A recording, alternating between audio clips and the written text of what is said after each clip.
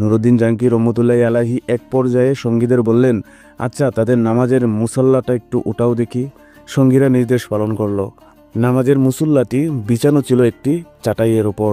সুলতান আবারও নির্দেশ দিলেন, চাটাইটিও সরিয়ে ফেলো। চাটাই সরানোর পরই দেখা গেল একখানা বিশাল পাথর। সুলতানের নির্দেশে তাও সরানো হলো। এবার পাওয়া গেল এমন একটি সুড়ঙ্গ পথ যা বহুদূর পর্যন্ত চলে গেছে, এমনকি তা পৌঁছে গেছে রওজা শরীফের অতি সন্নিকটে।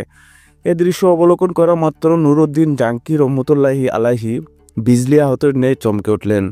অস্থিরতায় কালো মেঘ চেয়ে যায় তার সমস্ত হৃদয় আকাশে।